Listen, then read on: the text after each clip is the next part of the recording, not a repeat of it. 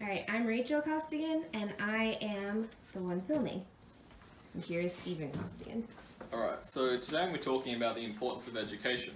I want to start off in Luke chapter 20, verse 40, which says, "And the child grew and waxed strong in spirit, filled with wisdom, and the grace of God was upon him." So one thing that I found interesting in that verse was that as he grew, he was filled with wisdom. I'll be talking more about that in a moment, but I want to start off by saying that Jesus Christ had many examples throughout his life, but no less important was his example of gaining an education. In a study performed in 2018, James Burton measured that the US held an 86% literacy in the US. Out of 197 countries, the US measured 125. So with an 86% literacy rate, there's room for improvement. But what can we do to help that to happen? So my purpose here is to discuss some potential actions that can maybe bring that about and increase the literacy rates. Australia, by contrast, has a 99% literacy rate, so having lived in both countries, I can bring a couple of examples of ideas that might increase literacy rates in the US. And while there are 26 countries who have a 100% literacy rate, I don't have a first-hand experience with those countries, so can't have the benefit of a first-hand account with those. So I'll be encouraging discussion about various options that are available, and this will not be a comprehensive list of everything that could potentially be done. First and foremost, for citizens with a higher education, educated citizens are less likely to live in poverty, and this is stated by Jared Bernstein in 2007.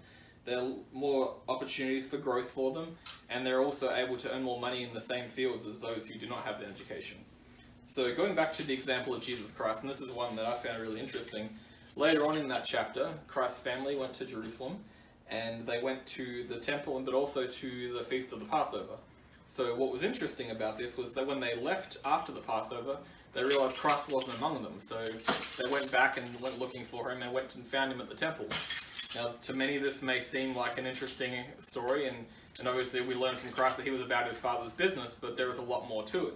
In Jewish culture, when a child was about 12 years old, he was taken to the temple to verify that he had received the education that he was supposed to have. So they started about 5 years old, and until they were about 12 they learned, and then at 12 would be presented at the temple, and there they would be questioned and tested by doctors. So it's interesting for a few reasons. The first one that caught me was that this account is only found in the book of Luke. Luke was not one of the original disciples. He was a doctor. And so it was interesting that it was doctors that were questioning him, and it was Luke, who was also a doctor, who was telling this story. So not only was he not one of Christ's original disciples, but he likely heard this from an outside source that was not the apostles. So it's possible that this was, and this is speculation obviously, but it's possible this was something that fellow doctors had talked about. Maybe this was such an outstanding event that they talked about it all these years later. So, but those are obviously not as important as the underlying lesson, which is that Christ had a vast knowledge which he was able to expound on all the things that he was supposed to learn and know a lot more. And so days later he was still being quizzed by these doctors, and they were astounded at the depth of his answers.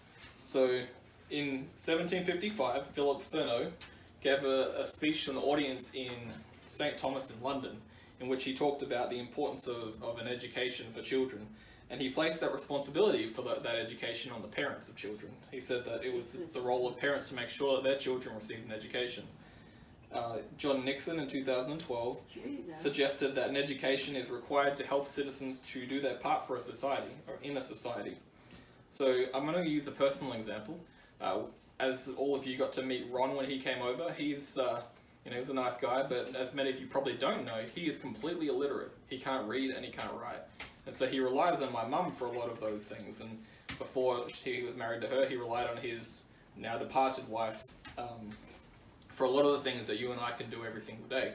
And given he drives trucks for a living, he drives 40 to 60 hours and often many more around the country of Australia, and oftentimes maybe there's detours and things like that, and he has to be able to adapt to those things, and it's difficult to do when you can't read the signs and read where you're going and things like that, or if you're taking a wrong turn, maybe figuring out how to get back on track. So it presents a lot of struggles and a lot of trials for him. So for some potential solutions, some ideas, one such idea might be that employers can offer training to their employees who they realize may have troubles with literacy. So this could be a great opportunity for employers to not only help their employees but help themselves, because by helping the literacy rates of employees, such as Ron, he'd be able to perform his job to a higher degree and to a more professional level. It would allow him to be more productive and competitive in his field. As well as that, the employer could be given tax breaks and benefits for allowing their employees to gain this extra training. Another thing with that is going back to the schooling level. Ron obviously went through the schooling system but didn't come out with an education, so there needs to be a greater outreach for students. So a study performed in 2018 by Concordia University in Portland noted that 1 in 3 people in the US drop out of high school. So this obviously has a negative impact on them and on their future children. So Ron, having gone through the school system, didn't gain an education. So there needs to be a way for teachers to be able to help these students, to offer programs and incentives for them to gain a better education. This can be a tricky situation, as many students may feel ostracized if they're singled out and may feel like they're being may be punished as a result of their not learning how to read or write. So in 1926, as a way to go about this, 1926, Bertrand Russell suggested that education should be humanistic, which would mean that teachers would cater the education or the help to these students to the student, and so potentially offering opportunities for these students which are catered to those individuals and allow them to learn at their own rate and in their own pace. So in helping this to come forward, there would need to be a reduced stigma for this to happen, for private assistance to be offered, and so not like a classroom setting where they can be seen as one of the dumb kids or anything like that, but individualized opportunities for them to learn and have opportunities and their own goal system to help them to achieve these goals. So no student wants to be seen in a vulnerable or weak state, and so offering these opportunities would help them to have the same opportunities after school as those who might already know how to read and write. Another option is for those who have completed school, post-school, to have cost-effective options.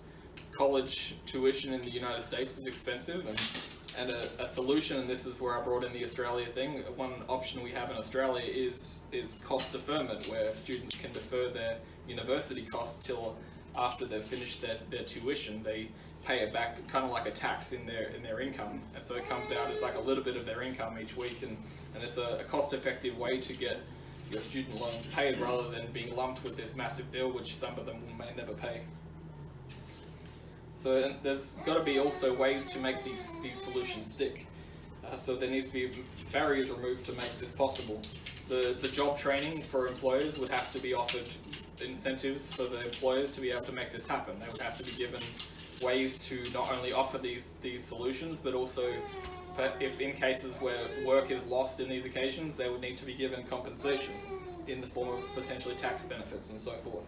School-based solutions might prove more difficult given availability in some areas might have more teachers available in one area over another, and so government help might help with it, might assist this, and that some areas would be able to promote a better compliance with government assistance. So to conclude, education and literacy are major stumbling blocks for many, which need to be understood and explored. There are solutions to the problem, but we shouldn't be happy with where we stand. At 127 out of 125 out of 197 countries in the world for literacy, we can do better. We should strive to join the other 26 countries at 100%. You and I are fortunate that we can read and write, and there are many who are not so fortunate, and we should make it our goal to help others to make that happen. Thank you. That was good. You did a good job, David.